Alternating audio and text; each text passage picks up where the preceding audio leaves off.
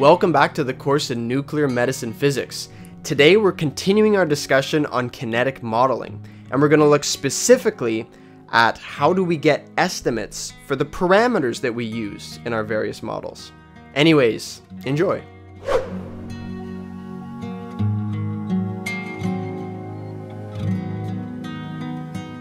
All right, so it's a pleasure to be presenting the second part of this introduction to kinetic modeling. I wish to again acknowledge a number of very useful slides by my colleagues here, as listed here and as mentioned last time. To really capture the essence of what we're talking about today, I want to show you this diagram. And what is really being shown here is that, I mean, there are a number of methods to estimate the kinetic parameters that we were talking about last time. We specifically talked about using nonlinear fitting to compartmental models, and that's a complex model because you have many microparameters. It's a pretty accurate model. It's trying to capture a lot of things, so the bias will be small, but because you have many microparameters that you're estimating, the variability in those estimates would be large. If you have a number of things you're estimating, the PET data may be noisy, so you may get high variability, but small bias. So this is a noise versus bias trade-off, which is very common in many different tasks. But you may want to think about other methods that perhaps estimate less number of parameters, and in doing so, they may make a number of more simplifying assumptions. So that might increase the bias in your estimates, but it might make them more robust, less variable, right? So it's, again, precision versus accuracy kind of trade-off. So depending on the method that you're using, you might be at different places on this, right? So it depends on the task, depends on whether, variability and precision are more important to you or accuracy and bias. So there are different methods, and we talked about compartmental methods that estimate the microparameters. But today we're going to talk about graphical methods also. They don't estimate all the individual microparameters, but combinations of them. So like a microparameter or macroparameters. And you could also have the equilibrium method, where you get help from the way you inject the radiopharmaceutical into the patient. Instead of a bolus injection, you're going to have an infusion, like a slower infusion to stabilize things.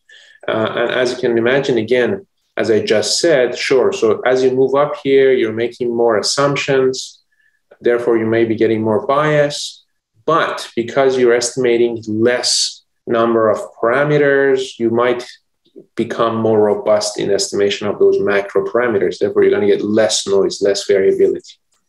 Okay, so, and these methods may allow for plasma input functions. So you're going to have to measure how much radioactivity there is in the blood, or they may make it even less invasive and you could do tissue input functions. So you don't even have to measure, invasively, somebody's blood samples, and you may just put a region of interest over a reference tissue instead, in order to get rid of the need to do, invasive sampling.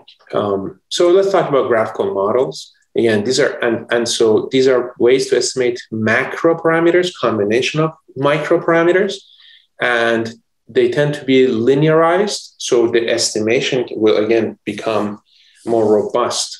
It's a linear fit, right? Typically. So we won't go through the details and the derivations and everything, but there's really two names you should know. One is the Patlak method. One is the Logan method. So the Patlak method, also known as the Gedde-Patlak plot, is for techniques where you have an irreversible tissue uptake. So one of those compartments, you go into it, but you don't really come out of it. It could be an exact model. It could be an approximate. Typically, it's an approximate model. There's often something coming out of that compartment, but it might be a very small rate, right? And in Logan methods, invented by Gene Logan, what you have is sort of a similar kind of idea, but applied to reversible models. You're going to arrive at different formulas. But these both have been very, very popular. And so again, we won't go through the specific formulas, but the idea is in the Patlak case, you're going to arrive at a model like this, where this is going to go on the y-axis. These are all things that you're measuring. So this would be like in your region of interest. This is the measured concentration over time. And this is if you have a plasma input function, like you're sampling the blood and you've measured that also over time. That's going to be here. And on the x-axis, you're going to have this integral of the plasma input function divided by this plasma input function. So these are things you already measure in a PET scan and by sampling the blood of the patient. And these are things you're measuring. So this will go on the y-axis, this will go on the x-axis. And by simply fitting that, you're going to estimate this K. And this K, which is going to be the slope, is the overall uptake rate, okay? So this is going to be quite interesting because K turns out to be, it's the rate of uptake is a combination of K1, K2, and K3 in a two-tissue compartmental model that is irreversible, okay?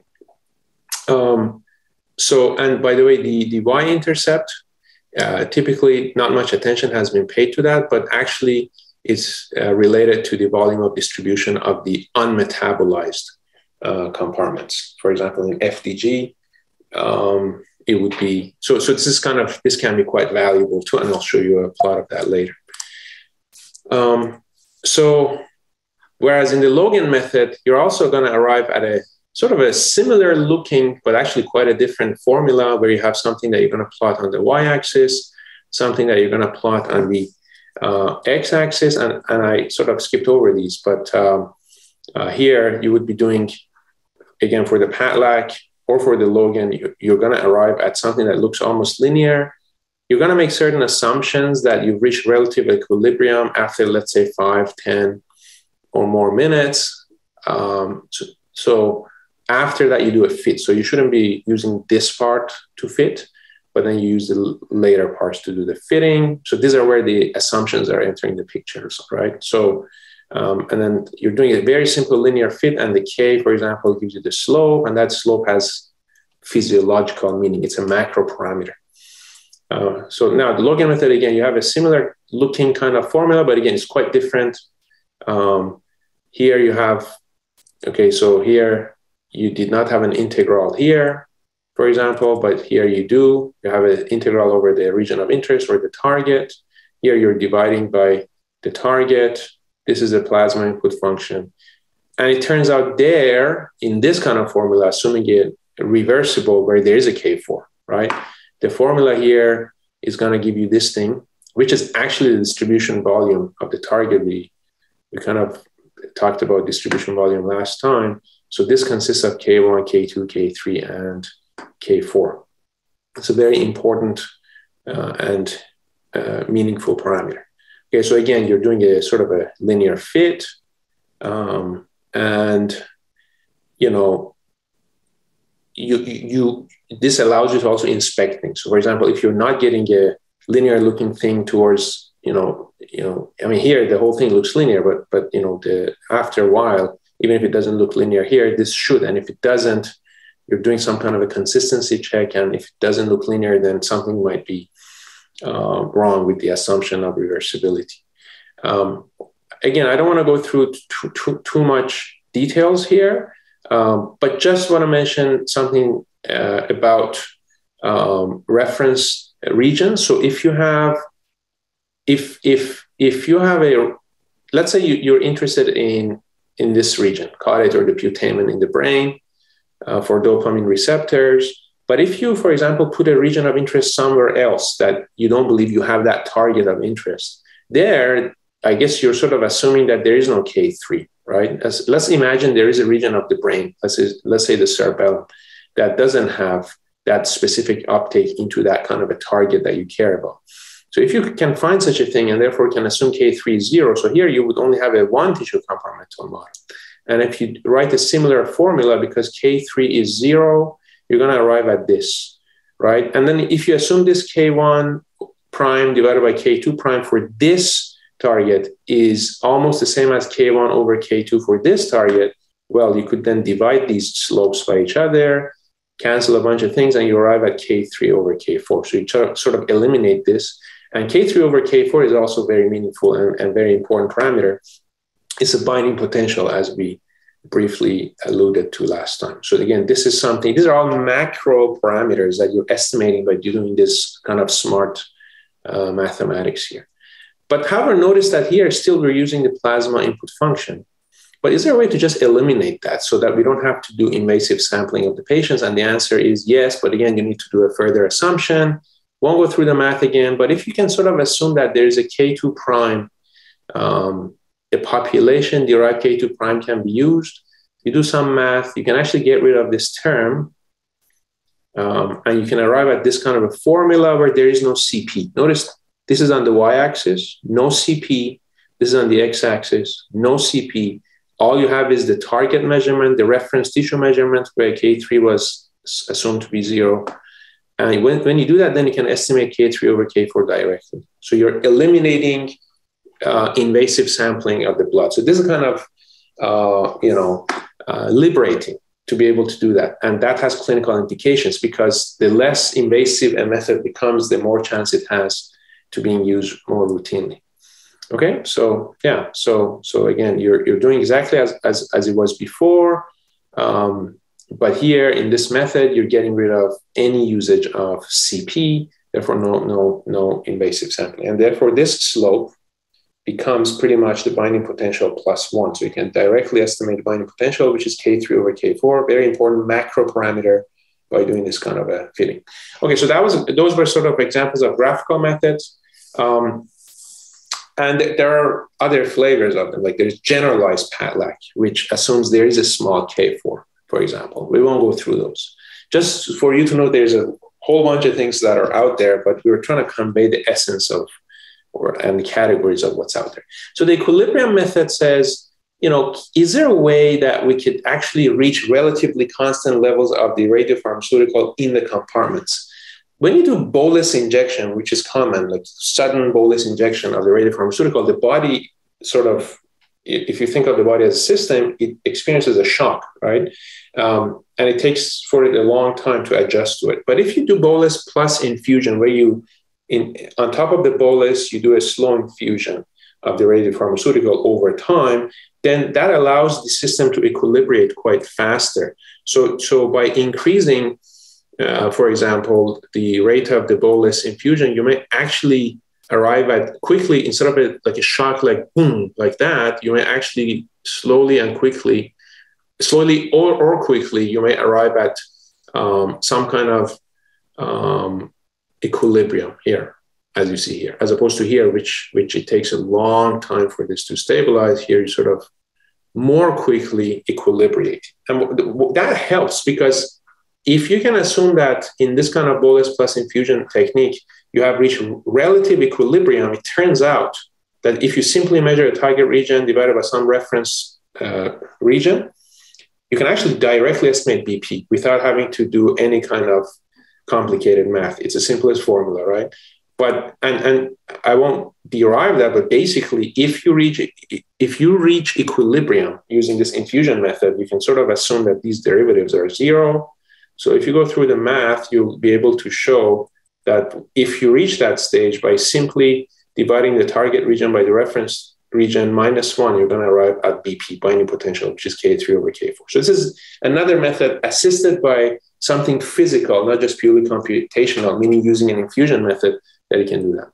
But again, this method is even though it's very robust, you're just doing a simple division as opposed to going through some fitting procedure, et cetera, but it could have high bias because you're assuming you have reached equilibrium, right? And have you really reached equilibrium? So it could give you even more and more bias. You may end up here, okay? So let's talk about an example where kinetic modeling has actually made it to the clinic, right? Because this is, I mean, kinetic parameter estimation is something that is done all the time. For example, in research, especially historically in brain applications, right? You're developing, or new exciting radiopharmaceuticals. You always tend to use it to understand things better. But like you're studying the brain, for example, you're studying different, receptors, for example, or transporters in the brain. So this is commonly done in research, but we also like to be able to translate these methods to routine clinical applications. So an example is in cardiac imaging. So just to show you how that's done, okay, so this is a model of the capillary bed where, you've got a blood flow, and as the flow is happening within the capillary bed through the hydrostatic pressure, you have the radio tracer entering tissue, and then through osmotic pressure, it's coming back. Right, into the vessel. So that's sort of a model that's there. And again, so there are mathematical models to see what happens in a simplified model like this. And so there are some parameters that's good for you to know, like the permeability. PS is the surface area per unit volume. So P times S turns out to be an important product, the permeability surface area product. And then what we're really looking for is this perfusion, the flow, right? Because if you have an occlusion in the vessel, the flow will be slowed down, and that's an indication of something that's not going well, right? So that could be an indication of some kind of coronary artery disease, so it has a lot of applications. So can we use these models to estimate the flow, the perfusion, right? So turns out once you go through the mathematics, that the extraction fraction, the rate by which the radiopharmaceutical is extracted, right, to ultimately enter tissue, is given by this formula. So it's related to the flow, which is the thing that we really wish to estimate, but also related to this P times S product. So this is the extraction fraction, right? So which is basically K1. K1 is the parameter we keep seeing, right? K1 is the rate in which the radiopharmaceutical is extracted from the plasma compartment into tissue. So K1, right, divided by the flow, this is defined to be the extraction fraction, okay? So turns out, therefore, the extraction fraction, as flow increases, goes down, because you can see that in this formula. As flow increases, this number goes down, but K1 is a product. K1 is a product of the extraction fraction times the flow. So if you write K1, it's flow times that. So even though this goes down as flow increases, but this product actually goes up as flow increases. So there's this relationship between K1 and F. And if you use kinetic modeling, compartmental modeling, for example, to estimate K1, and if you have an understanding for a certain radiopharmaceutical what this curve looks like, from K1, you can estimate flow. And flow is really the thing that we care about, okay? So let's estimate K1, and there are such curves that relate for different pharmaceuticals, how if you have a K1, you could map it to the flow, okay? To the perfusion rate, F. So again, I'm just replicating this model. So you have the vascular space in the capillaries, you have arterial flow, venous flow, and then you have K1, K2, and it turns out that this K1 is related to this F, okay?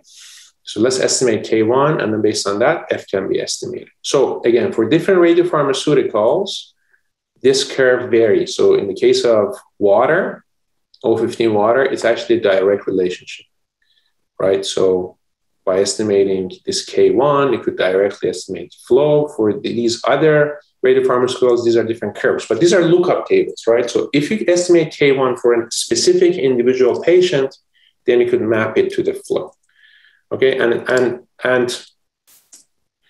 again, there are different models. You may have one tissue compartmental models. You may have two tissue compartmental models. Different people may use different models for even the same radiopharmaceutical, like your rubidium, for example. Anyhow, but at the end of the day, the point is to estimate K1, and from K1, you can estimate the flow, okay? So here's an example. You're obtaining an image. You inject a patient right away, let's say for a couple of minutes, for example, a few minutes, you acquire these dynamic PET scans. You could do SPECT also, if you can acquire dynamic SPECT, for example, in stationary dedicated, SPECT cameras. you acquire an uptake. For example, you could put a region of interest over the left ventricle here, okay, and over the myocardium, right? So you use the left ventricle as a blood pool, and therefore that's like your input function. And then use the myocardium as your target. Okay, so then based on those, and you could use the left ventricle, you could use the left atrium, you could use different things, or you could even use the right ventricle, and there are models where they use both the left ventricle and the right ventricle. So we won't go through details. But based on those, and you could arrive at estimates in these segments of the heart. So the heart is often mapped. First of all, the myocardium is divided into a number of segments, let's say 17 segments or 20 segments. And then those are mapped onto this polar sort of plot, bullseye, right? And then these are different parts of the heart. And this is, like a rest scan when the patient has, for example, exercised or you've injected a vasodilator that sort of simulates a kind of, intense activity. And so you could do a stress scan, a rest scan. This is a conventional image. Okay, so they're relative perfusion plots. They're not quantitative. But once you use kinetic modeling from dynamic imaging, you could actually create actual images of flow. This is very physiologically highly meaningful. So this may or may not look normal sometimes, but suddenly you may see things here that may indicate triple vessel disease that you may not have seen here, or microvascular dysfunction and things of the sort. So by doing kinetic modeling coupled to dynamic imaging, you may get more physiologically and quantitatively meaningful parameters, and that might enhance your clinical assessment of disease.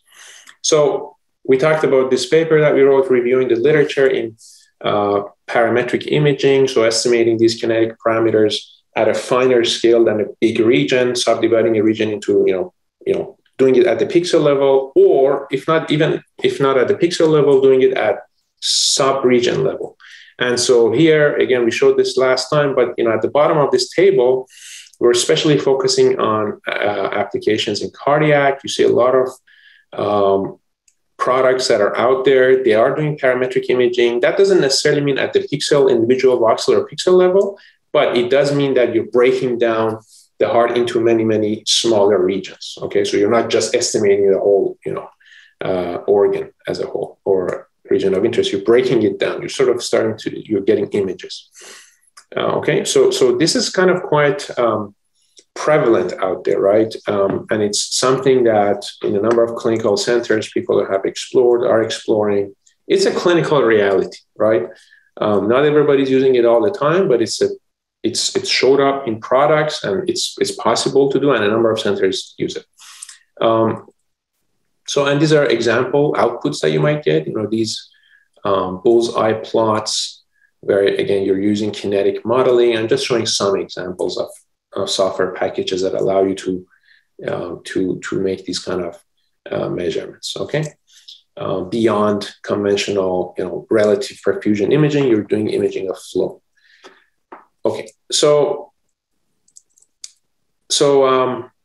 can we do this in cancer?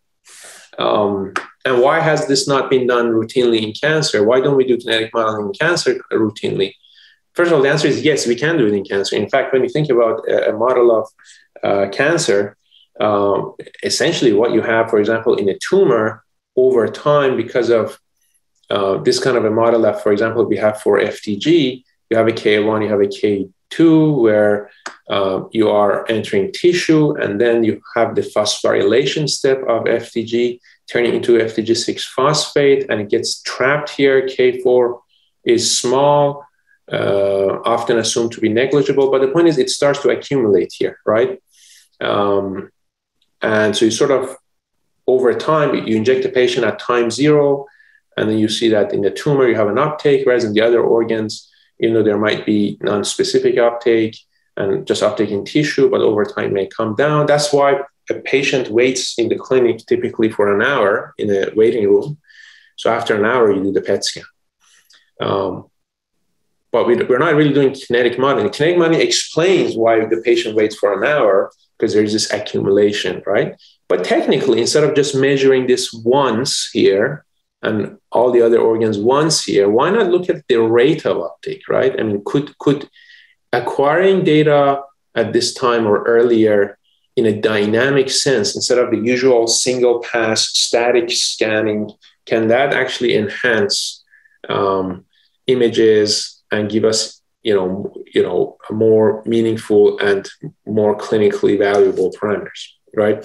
Historically, people have moved away from that because they've thought, well, in order to do kinetic modeling, I have to do dynamic imaging, but I also want to do multi-bed imaging, right? Let's say 6-7 bed positions.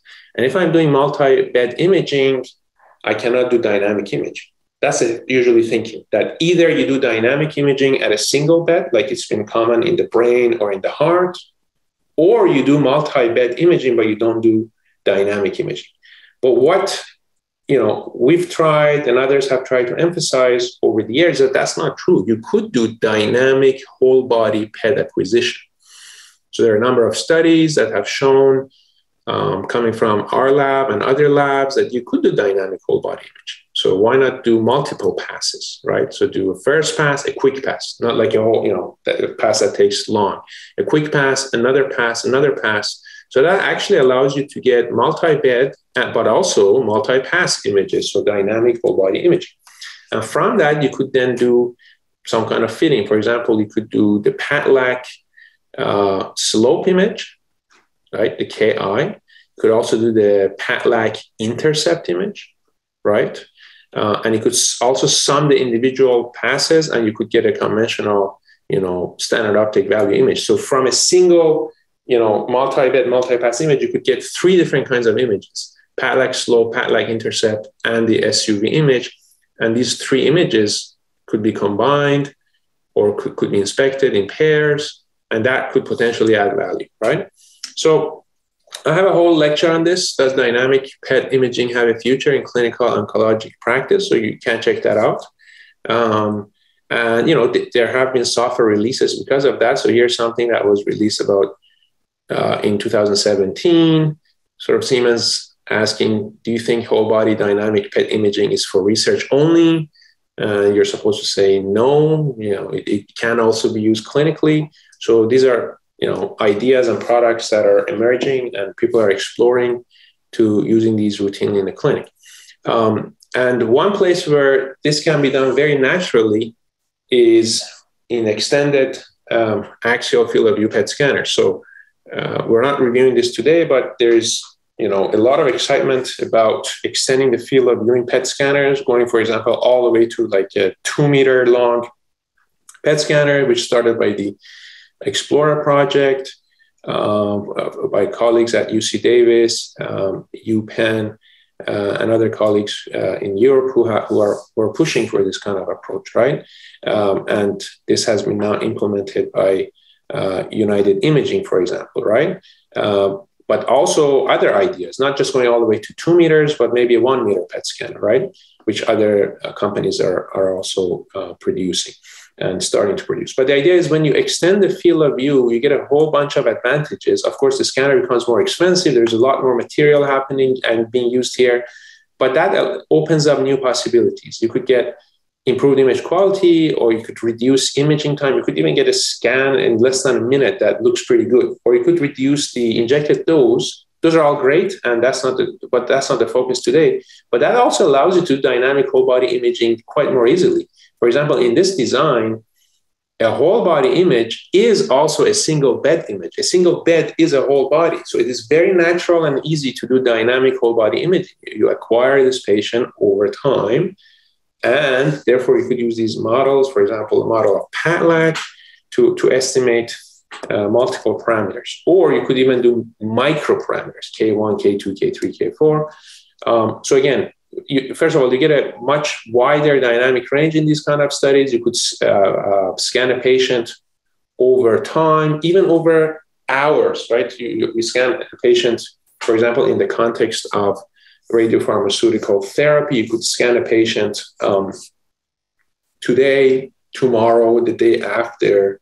And because these scanners are super sensitive, you could again accumulate over time, and you could then start to build models. So here's just an example. I'm just going to show you where the patient is injected, and you can sort of see in units of 1 second, you're getting images. As the seconds are increasing, you see how it distributes throughout the body and starts to be taken up. Right, so now the time scale starts to change. You see that there's increasing uptake in the brain, which is common. And the hope is you're also going to see increasing uptake in, for example, tumors, etc. But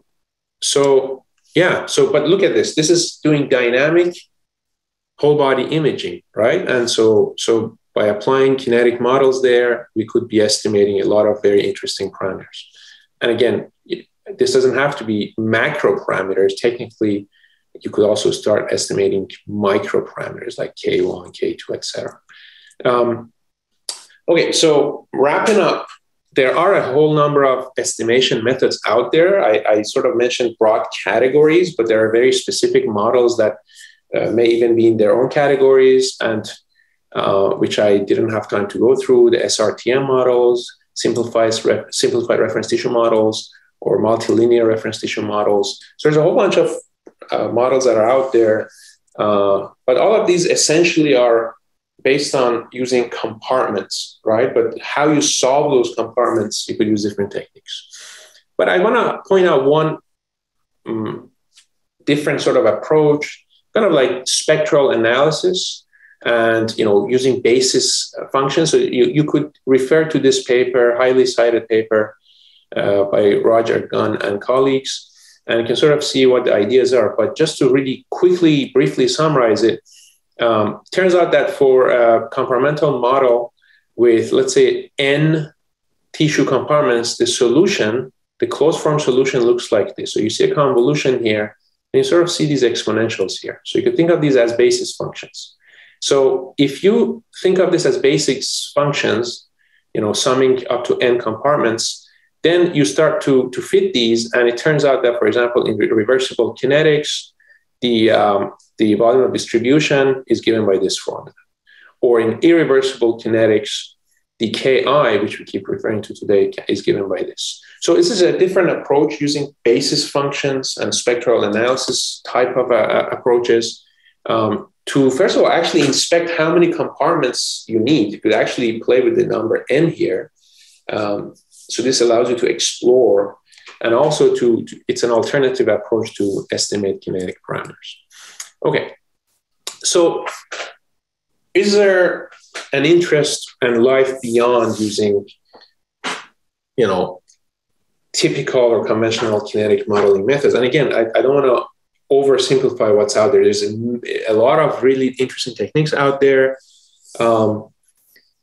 And there's a lot of innovation that's happened over the decades. But I believe there is a need to move beyond typical compartmental modeling. And so one thing I want to point out here is that these models tend to be temporal, not spatiotemporal. So what do I mean by that? So these models typically are based on ordinary differential equations, where the derivative is with respect to time. So you write these formulas with respect to time. So they're ODEs, they're not PDEs. And that doesn't therefore allow you to model derivatives with respect to space. And therefore that doesn't allow you to model things like diffusion, because diffusion is a derivative, has a thing related to space, not time per se. And similarly with convection. So in these models, we cannot really model how radiopharmaceutical diffuses spatially, okay? So there have been attempts and increasing attempts to also think about this. In short time scales, that might not be important. In a short time scale, for example, let's say in FDG, convection is very negligible, right? Diffusion is more prevalent, but you could argue whether it's important or not, and we're investigating, others are investigating too. But if you, especially in the era of radiopharmaceutical therapy, where we're scanning not over minutes, but over hours and days, right? To be able to model these phenomena using spatiotemporal models, using PDEs instead of ODEs, might become quite more important. Okay, so that's one thing, one idea, and one area of active investigation. The other issue is that typically the models that we have are good for fitting data to do retrospective analysis to understand what has just happened. But they're not as useful for predicting what will happen to the patients. To really understand what will happen to the patients, you cannot just focus on, on the data that you're fitting. You have to start developing models of what will happen to the patient. If I inject a certain patient at a certain position, what will happen to that patient? So for that, you need to have models of how the different organs interact with each other, right? So, pharmacokinetic modeling, which is commonly used in the studies of drugs, for example, this is a kind of study that needs to make it to our field, right? So, for example, there's a trend going on with physiologically based pharmacokinetic modeling, PBPK, right? So these are models that can relate organs with each other. That allows you to possibly do predictive dosimetry, right? And so all of these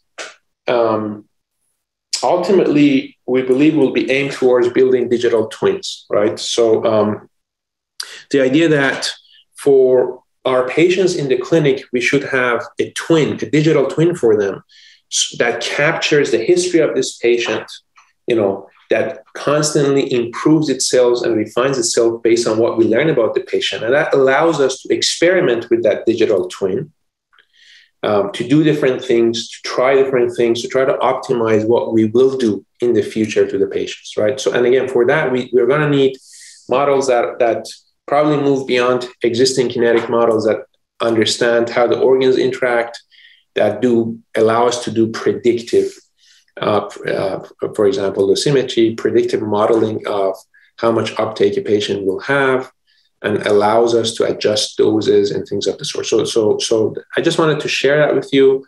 And as summary, there are a variety of kinetic modeling methods to tackle analysis of PET and also increasingly SPECT data.